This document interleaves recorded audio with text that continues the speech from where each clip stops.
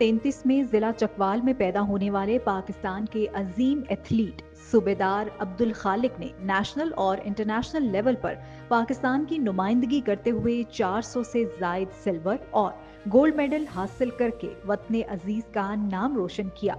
Athlete सूबेदार अब्दुल खालिक की शानदार खेल के एतराफ में इन्हें बर्ड ऑफ एशिया का खिताब दिया गया। स्टार्ट में कबड्डी खेलते थे, लेकिन आर्मी में जाकर उन्होंने दौड़ना शुरू कर दिया। उस दौड़ में पहले साल से लेकर 1954 में एशिया में पहुंचते हैं, तो एशिया कलर होते हैं और 100 मीटर का नया रिकॉर्ड एशिया का कायम करते हैं, जो कि 10.6 सेकंड के साथ करते हैं।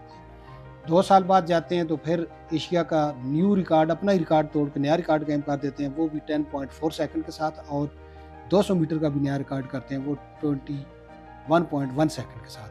उसके बाद ये चले जाते हैं मेलबर्न, और वहाँ पर भी जाकर जब दौड़ में फर्स्ट आते हैं तो अनाउंसमेंट होती है कि मिस्टर पाकिस्तान ने 100 मीटर का रिकॉर्ड कर दिया है। तो फिर वो माइक पर जाकर बताते हैं कि my name is Abdul Khaliq, my country name is Pakistan. यानी पाकिस्तान उस वक्त बिल्कुल न्यू मर्ज वजूद में आया था।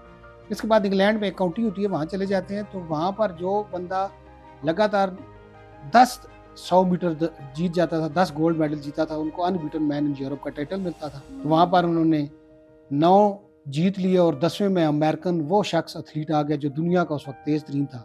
तो काफ़ी बहस मुबास के बाद उन्होंने कहा जी मैंने दौड़ना है इनके साथ, और वो दौड़े और उसको भी बीट करके अनबीटन मैन यूरोप का टाइटल हासिल कर लिया। इंटरनेशनल में इन्होंने एशियन गेम्स में 1954 में और 1958 में हिस्सा लिया है, और 2 उन्होंने ओलंपिक्स लड़ी हैं, 1956 की और 1960 की रोम ओलंपिक्स में हिस्सा लिया है।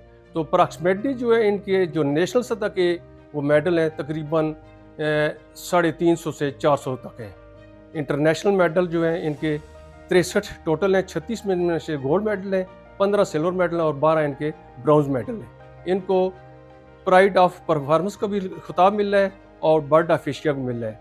जो आपको पता होना चाहिए कि जब इनामात के लिए खिलाड़ी जाता है तो उनको उस मुल्क का एक जो तराना बजाया जाता है।